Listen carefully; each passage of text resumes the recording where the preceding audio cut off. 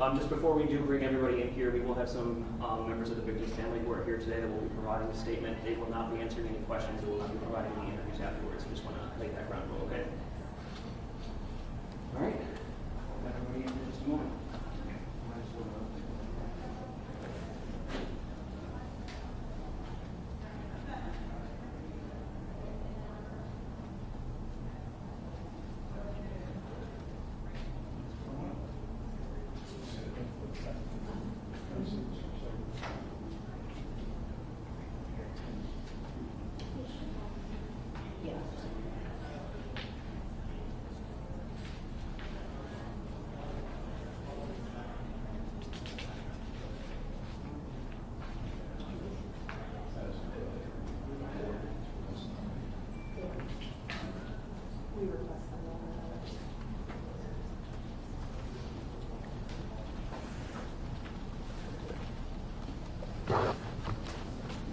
If you want to come on to this side. You don't want to keep coming. And then we'll have you all right here on this side.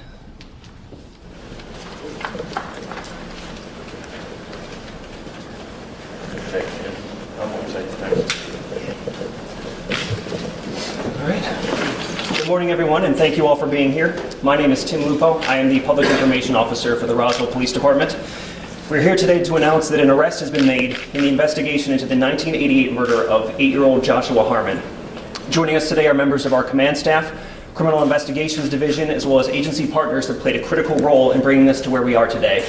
So I'll take a moment to introduce who we have with us today. Chief of Police James Conroy.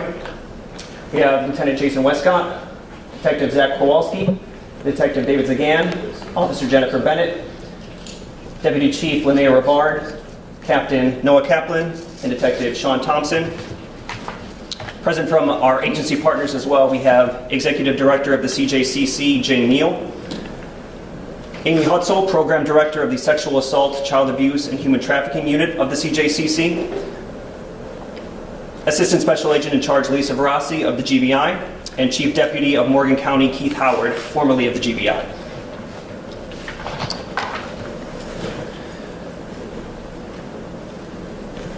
So we are very pleased as well and honored to have several members of Joshua's family with us today to lend their support and presence as well.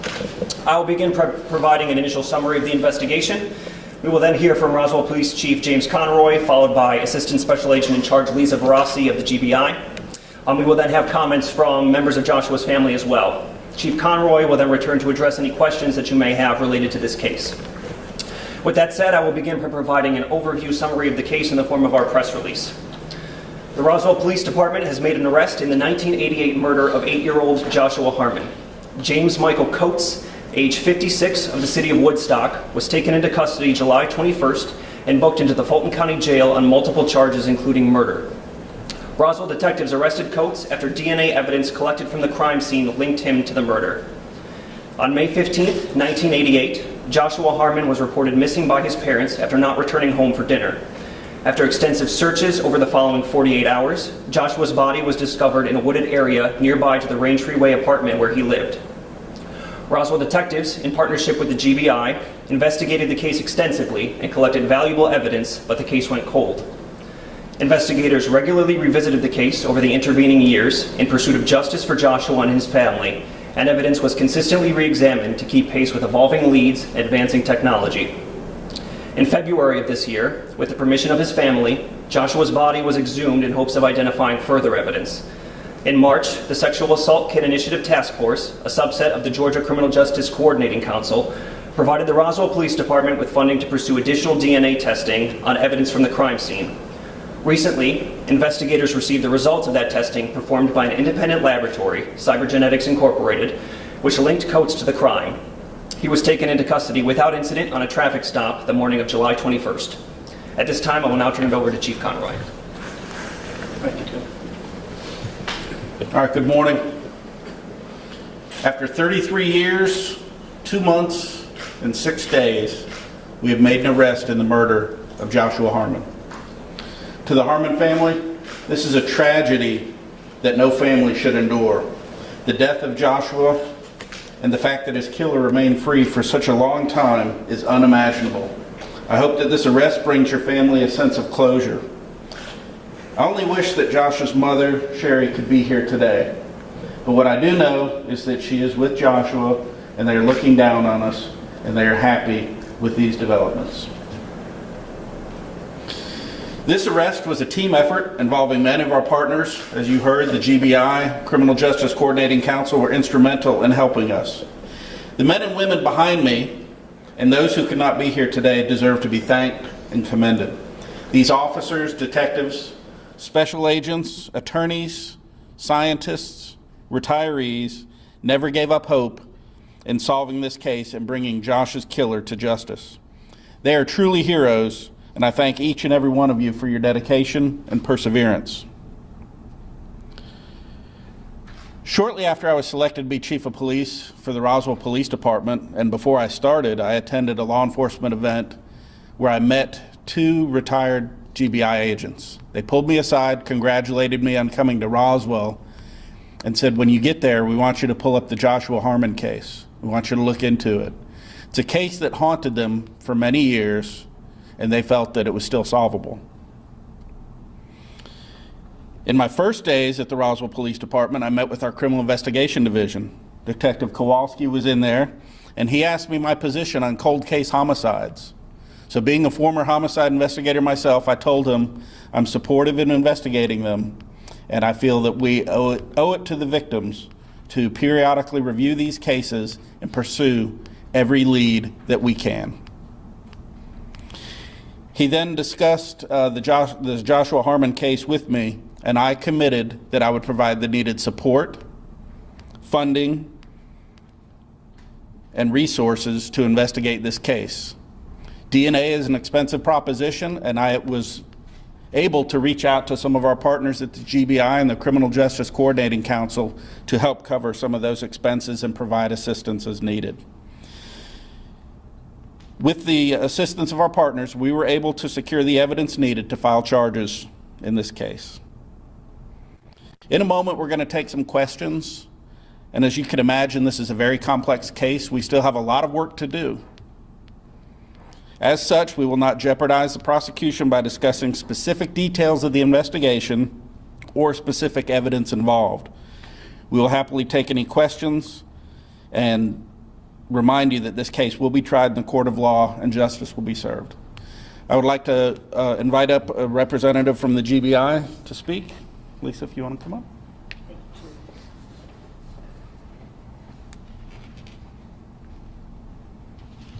My name is Lisa Barassi, and I'm an Assistant Special Agent in charge of the Atlanta Regional Office of the Georgia Bureau of Investigation. On behalf of the GBI, I want to thank the Roswell Police Department for requesting our assistance with the investigation into the brutal killing of an 8-year-old boy who loved ice cream and playing outside with his friends. Beginning over 33 years ago and until today, the GBI and the Roswell Police Department worked together and expended thousands of hours investigating this crime. Over the years, this case has been touched by many extremely talented agents, detectives, and crime lab scientists to get where we are today. All of these people had one thing in common. They would not stop at anything until justice was brought for Joshua. To solve this case required grit, determination, and perseverance from all involved. There were countless roadblocks, dead ends, and obstacles that had to be overcome. Blood, sweat, and tears were shed to get to this point. This investigation is one that haunts an investigator, and the kind of case that keeps detectives and agents up at night. Our hope is that this arrest is the beginning of healing for his loved ones who have lived the nightmare since Sunday, May 15th, 1988. The Roswell Police Department is a first-class agency and should be commended for never giving up on this case. The men and women of the GBI are honored to have a great relationship with the fine men and women of the Roswell Police Department who literally stopped at nothing to bring justice to a little boy, which none of us will ever forget. Thank you. I would now invite anybody from Joshua's family that would like to come up and provide a statement.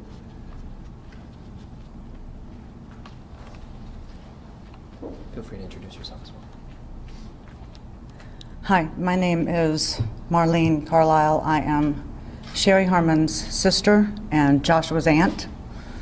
I want to speak on behalf of our family and thank these amazing people who have worked diligently and very hard and always took anything and everything we had to say to heart and ran with it. And these bulldogs that got through everything and worked for 33 years to solve this for our family, we are forever indebted to all of you. You're amazing people, and every one of you have big, beautiful hearts. And our family has been through this for 33 years, and to be able to be relieved of this, it's bittersweet for us. We wish Sherry could be here, but we also feel that she and Josh high-fived and said, we're gonna help and we're gonna get everybody through this, and helped these ladies and gentlemen come to this conclusion. Thank you, everybody. Josh was an amazing young boy who had an uncanny relationship with nature and with God. So I know where he is, and I know he's at peace. And my sister never gave up, ever gave up. She kept going. She made that phone call every few years, to the point of probably bothering some people, but she was willing and able to do it. And I know she's smiling down on everybody here today, and thanks you all so much. And on behalf again of our family, we love you and we thank you. Thank you. Thank you so much for your strength, resiliency, and trust for being with us today. Chief Conroy will now return to address any questions Joe may have. Thank you, Tim. Question, if this guy did this to Joshua, how do you guys know that in 33 years he didn't do this to another kid? So how do we know he didn't do this to another kid? That, of course, will be part of our ongoing investigation. As I mentioned, we do have a lot of work to do. We do partner with the GBI to where they will compare DNA samples in the CODIS database for any open cases that are still out there. Chief, Yes, ma'am. I know this brings a lot of pleasure to the family. Question, was there any evidence that was compromised or destroyed by any of the investigating agencies? Accidentally? So I've heard comments about it, but I don't know firsthand of that, no. Chief, could you talk about some of the challenges with this case? I remember the special agent wanted to mention that. She said it was very challenging, a lot of roadblocks. What were some of the challenges? You know, one, anytime that you work on a cold case investigation, there's many challenges you can't even imagine.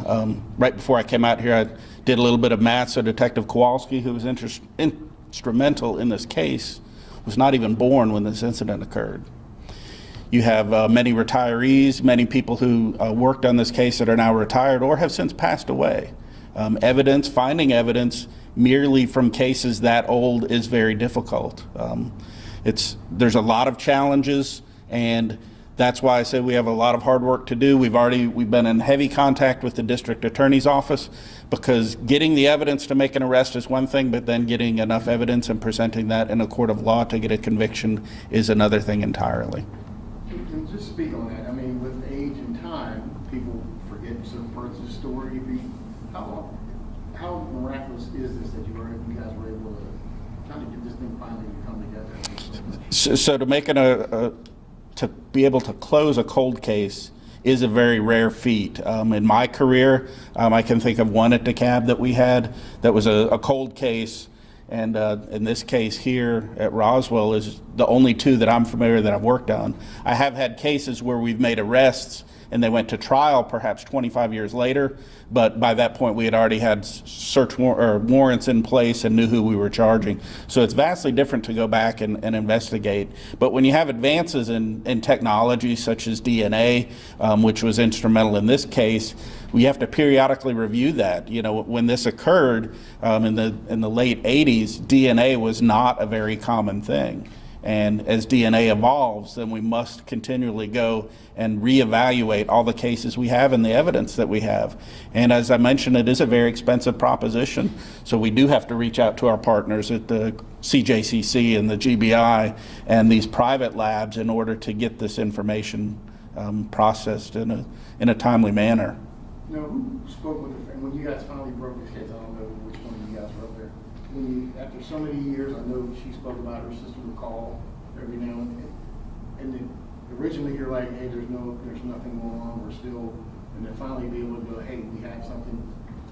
How rewarding is that? And that mountain that comes off the family's shoulder, just knowing what. So what I'm going to do, I'm going to turn around and see, is there somebody who used to work on the case that would like to come up and talk a little bit about your history? Because I saw their reunification with the family of somebody who worked on this long ago.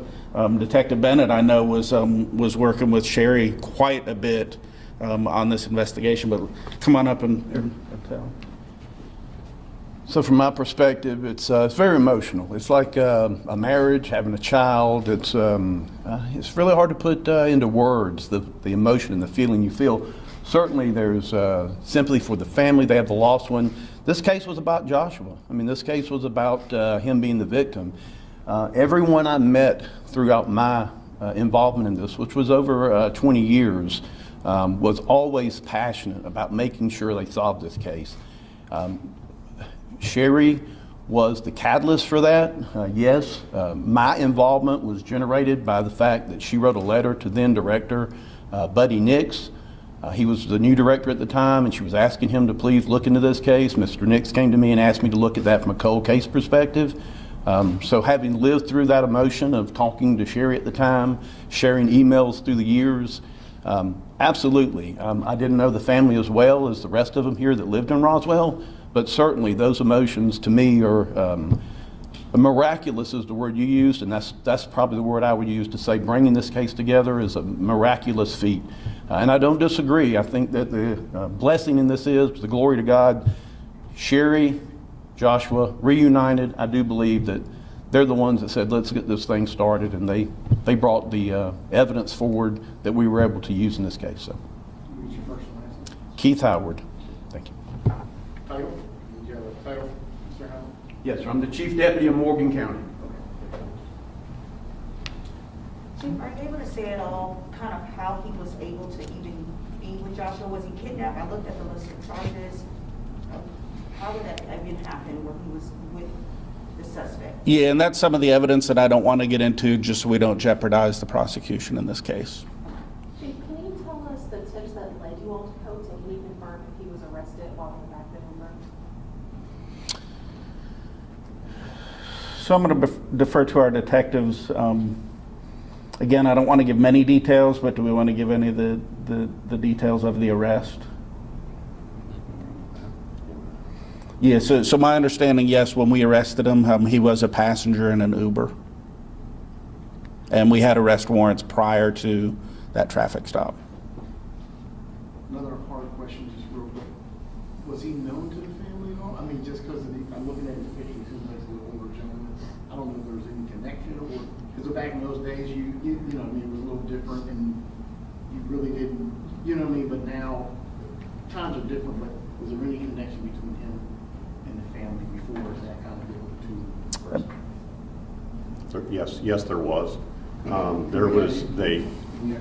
Yes, so the family did live in the same apartment complex at the time. They may not have actually known his name, but kind of knew who he was. Lieutenant Jason Westcott. Anything else? All right. Again, I appreciate you coming out here. We have indicated that the family did not want to speak. Is that still the case with reporters afterwards? Okay, so we ask you please respect their privacy as we go through this. There is still a lot of work to do. It is a long road, prosecution, and that's stuff that is difficult on the family, so I appreciate you honoring that request. So thank you. One more? Last message, what is your message to the community that might be going through some of this, and not to give up, always keep it, what would be your message to them? Yeah, and I think the message is law enforcement agencies across the country, this is an example of many officers, detectives, scientists who did not give up. They will not give up. We do have a number of cold case homicides here in Roswell that we are continually evaluating and testing, and we do work on those. But when you get into this profession, you get into this profession to help people. And when you have something as tragic as the kidnapping and murder of an 8-year-old, that locks into your heart, and that's something you don't want to give up. When you look at the timing, and I talked about, Zach wasn't even born yet when this happened. Probably 85% of my police department was not born when this happened. When this happened, I was not a police officer. I was in college. So since then, I've worked a 30-year career and retired, come to another department and continued before this arrest was made. So this shows you that the police officers are not going to stop.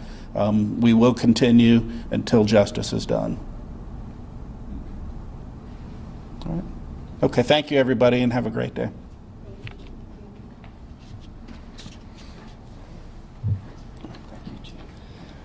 Thank you all again for coming here today. Is there anybody who did not get a press packet that would like one? And then it should be going out to your distribution list as well. Let me grab you one. Two? Okay. We did, I forgot that, so this photo was the last known photo of Joshua, is at Stone Mountain. He was at the petting zoo, and that is his family has a better photo of that on the table. Do you know how to spell Cher's name? C-H-E-R-I-Z.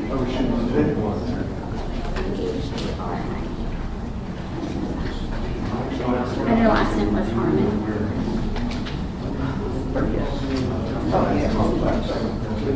I do not have with me now. So they were divorced at the time, and then since remarried. So at the time it was law, the incident, but then she remarried. Yes.